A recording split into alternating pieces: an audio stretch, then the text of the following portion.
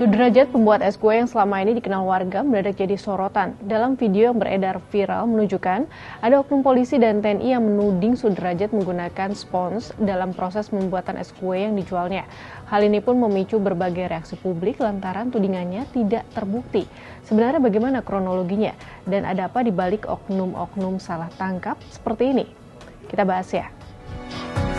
Kasus ini bermula pada Sabtu 24 Januari 2026 saat Sudrajat berjualan keliling. Dua orang berbadan tegap, polisi dan tentara, mendatanginya dan menuduhnya telah menjual es kue yang berbahaya karena terbuat dari busa. Merasa tidak melakukan apa yang dituduhkan, Sudrajat pun menyangkalnya. Namun sangkalan itu justru membuat orang-orang itu naik pitam. Mereka lalu menganiaya Sudrajat. Ini dipanggil, "Bang, es bang." Taunya dia dibejek-bejek sama anaknya. Jangan itu ada racunnya. Yang bilang itu siapa ya? Anaknya dia. Datang. Marah-marah saya ditonjok cetot ya. Berapa kali Bapak dipukul? 5 kali. Bagian apa Bapak dipukul? Nih. Ini sama-sama sahabat nih. Sahabat pakai apa? Pakai selangsang. Sementara itu, hasil pemeriksaan laboratorium Polres Metro Jakarta Pusat memastikan es gabus yang dijual Sudrajat tidak mengandung spons dan dinyatakan aman untuk dikonsumsi. Tim Keamanan Pangan Kedokteran Kepolisian Polda Metro Jaya juga mengatakan seluruh sampel es kue yang diperiksa layak konsumsi dan tidak mengandung zat berbahaya. Dalam video itu, Sudrajat hanya terdiam. Karena tidak mau mengaku, Sudrajat pun dibawa ke Polsek Mayoran untuk pemeriksaan lebih lanjut. Setelah selesai diperiksa, Sudrajat baru diperbolehkan pulang jam 3 pagi. Adapun setiap hari Sudrajat berjualan es kue keliling, pergi pagi dan pulang sore hari. Pendapatannya berkisar Rp150.000 hingga Rp200.000. Itu pun harus disetor ke yang punya kue. Sudrajat hanya membawa untung bersih Rp50.000 per hari untuk memberi makan istri dan ketiga anaknya. Setelah menuduh penjual es menjual produk berbahan busa atau spons, anggota Bayangkara Pembina Keamanan dan Ketertiban Masyarakat, Kelurahan Kampung Rawa, Kecamatan Johar Baru, Jakarta Pusat, Aibtu Ikhwan Mulyadi menyesali perbuatannya dan meminta maaf kepada Sudrajat.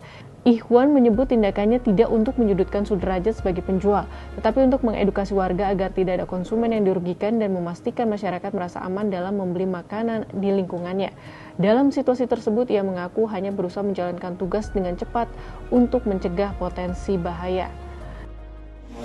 Pak Derajat, izin saya Ikhwan bersama Pak Heri datang kemarin tapi lebih dengan kami.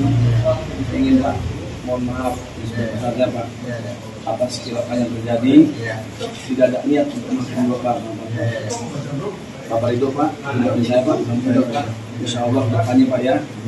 Tidak ada masalah lagi, kita hidup bahagia Pak ya, belum berkait semuanya Pak ya.